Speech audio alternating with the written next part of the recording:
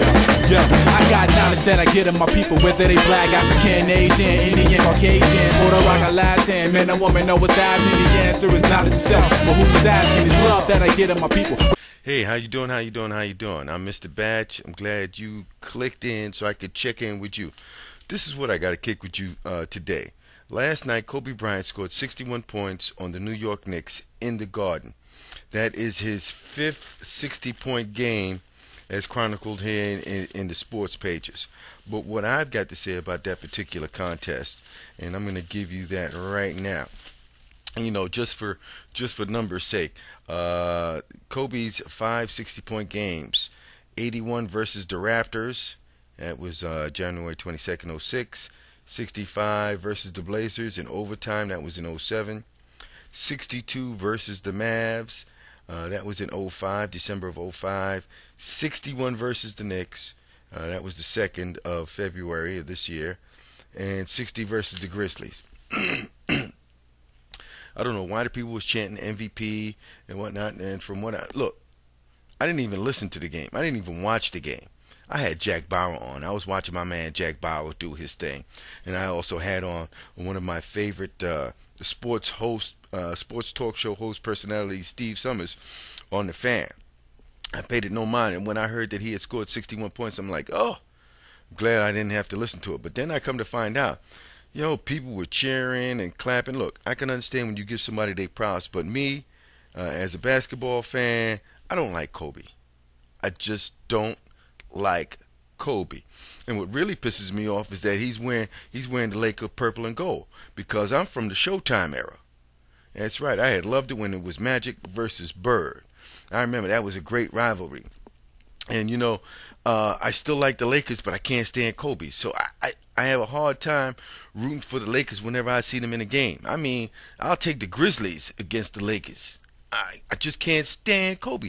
So for him to come into the Garden, the mecca of basketball, and then, the Knicks, I don't know what they were doing. I'm glad I didn't listen to the game, or else I'd probably be getting all over D'Antoni, all over whoever. Hey, my man David Lee had another double-double. He should be going to the All-Star game, but he's not. He's getting jerked. We don't even have a Knick in the All-Star game. I don't know how long it's been since we've had a Knick in an All-Star game. But before I sign off, let me reiterate this once again. This is New York. We need to get a little bit tougher. There's no sense in like cheering up. Look, he broke Bernard King. Bernard King is one of my favorite because he got jerked when he was here. He blew out his knee. Scotty Sterling shipped him out. If they would have waited the year for him to get the knee repaired, he would have been teamed up with Patrick Ewing, and they still would have been able to knock out a few things. That's what Patrick Ewing was missing all those years that he was here. Wow, Patrick Ewing. Now I'm yearning for the Patrick Ewing era. As sometimes up and down and frustrating as it was, that was the glory days of most recently for the Knicks with Patrick Ewing. And I yearn for those days. I remember when Jordan scored 55, wearing number 45 in the Garden. I remember when Bernard King scored that. Yeah, I go back a ways. That's right. I could talk about that. I ain't these new jacks with all this new. I'm a purist when it comes to that. This is my crew. I'm a root for them in their house and everything like that. Whoever comes in here, it's like, yo, you're the opposing player. Now, when Bernard did his thing, that was like, yeah, I was glad to see him come back and take revenge on the Knicks, because you know why? Because he got jerked.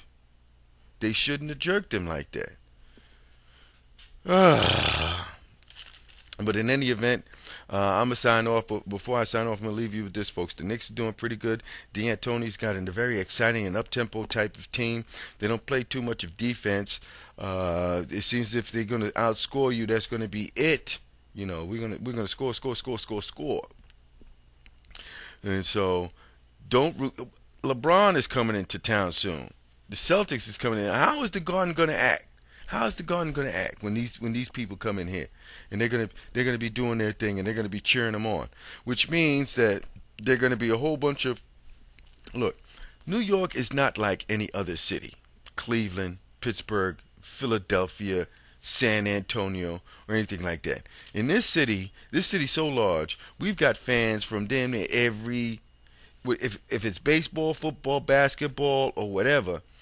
Besides having, our homegrown New York fans, there's fans who live in New York who are fans of other teams. That's the difference here in New York. So it's a little bit tougher. So the New York voices got to come out a little bit louder, a little bit brighter, a little bit, much more boisterous whenever we have these so-called opponents come into town.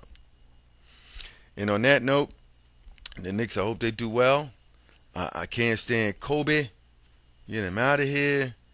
And I'm out of here like I stole something. Peace.